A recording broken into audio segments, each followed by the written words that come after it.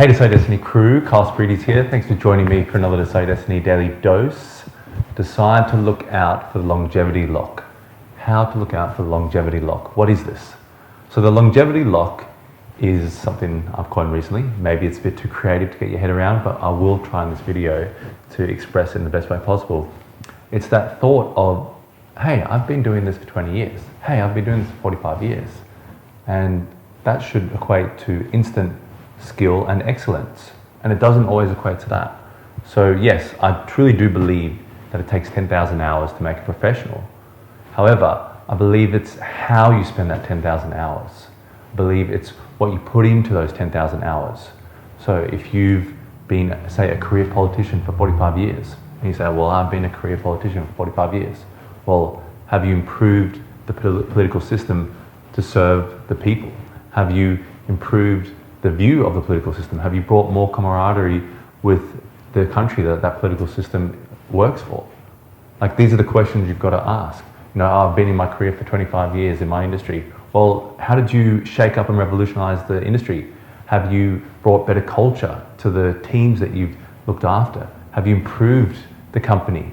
You know, have you prepared it for the increasing, chaotic and wild changing and technological changing times? It's no good just saying, I've been doing this for a long time. And it's something that I see so regularly, even in my own career, and people saying, oh, well, you've been doing that for a while. Well, you've had a business for a while. Well done for surviving, well done for sticking it out. You must be good in that industry. And I believe this is a little bit of a misnomer. This is a little bit of a misrepresentation, because people can be doing something for a long time and not tweak anything, not change anything, not look to improve anything, not look to bring any people in to see how they can become better. And just because they continue doing it doesn't mean that they're doing a great job. And I feel like that we have a spiritual obligation to leave things better than we found them. So with the longevity lock, that's what we're looking at. We're trying to avoid that, I've been in this for a long time, so that means therefore I am good, I'm good enough, I'm fine just the way it is, or this system's fine just the way it is. And as we've seen in the last few years, in the evolution, we actually need to speed up the way that we are evolving in all sectors. So with the longevity lock, there's two ways that we can avoid it.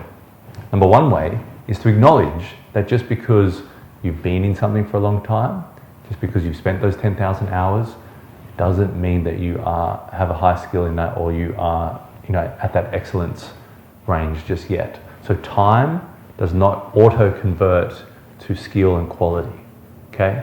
Number two way to look at how to avoid the longevity lock is to take the eagle view, to actually pull back and actually have a look at the whole environment.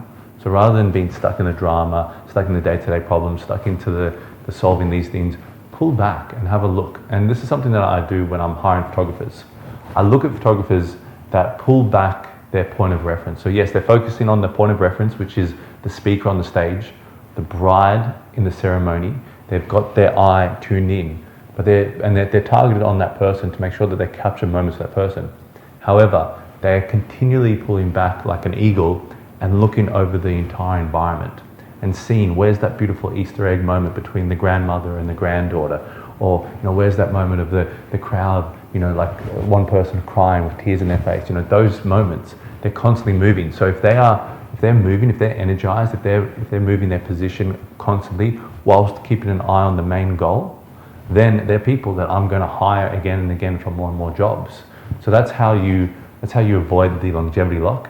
It's something that we can so easily fall into as a point of comfort, but you've got to make sure that you acknowledge that time doesn't convert to excellence and skill and quality, and also that you're going to have to shift your point of reference. You're going to have to pull back and go, okay, I've been at this job, I've been here, I've been doing that for so many years. How come I haven't got here? What do I need to bring in? Who do I need to bring? Who do I need to work with? How do I change the culture?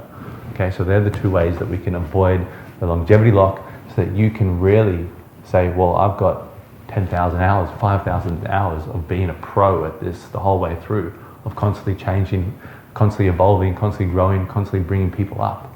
And that's what we're looking for, is that next level. So anyway, guys, I hope you enjoyed that one. Please shout out if anyone else who you think maybe gets caught in this misnomer, or they get caught in that longevity lock. Give us a thumbs up if you enjoyed this video. Comment down below if you've got any thoughts about some of the things that I've said. Maybe you disagree, maybe you agree, maybe you're in the middle. Whatever it is, please share it around. Please comment. That's the point of this community. And as always, guys, remember, decide your destiny. Cheers. How did we get so small? Thinking back at those good old days when we were more than a shade of gray.